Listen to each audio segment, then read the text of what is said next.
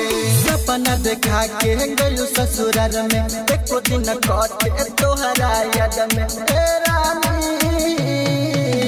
सपना देखा के गलू ससुराल में एको दिन कटे तोहरा याद में अखिया से लोरवा कोहे रनिया जहर के देवाना जहर के देवाना जहर के सुइया कोरोना के नाम बता के देवाना जहर के सुइया कोरोना के नाम बता के देवाना जहर के सुइया कोरोना के नाम बता के म्यूजिक निर्भय राज चकिया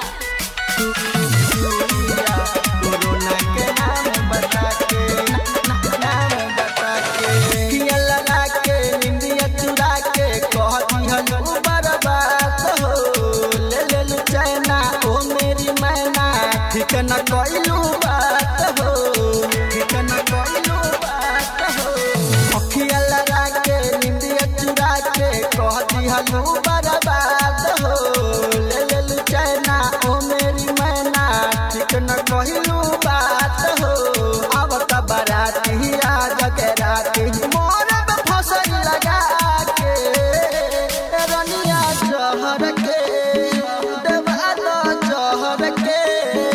देवाना जहर के सुइया कोरोना के नाम बता के देवाना जहर के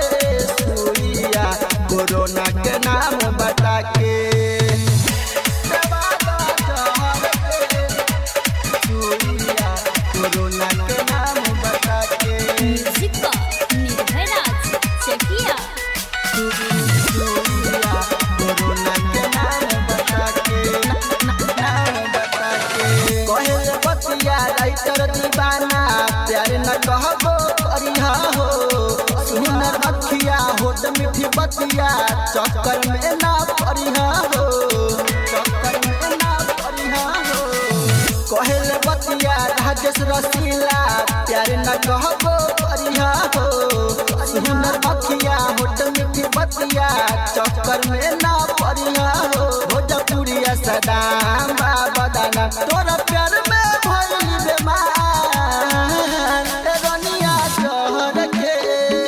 देवाना जहर के देवाना जहर के सुइया कोरोना के नाम बता के देवाना जहर के सुइया कोरोना के नाम बता के सपना देखा के गलू ससुराल में एको दिन कटे तोहरा याद में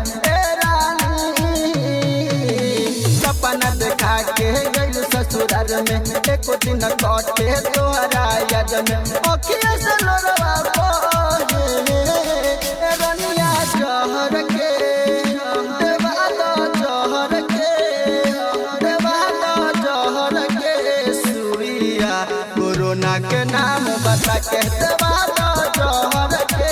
सुइया कोरोना के नाम बता के Recording by MS Film Finhara.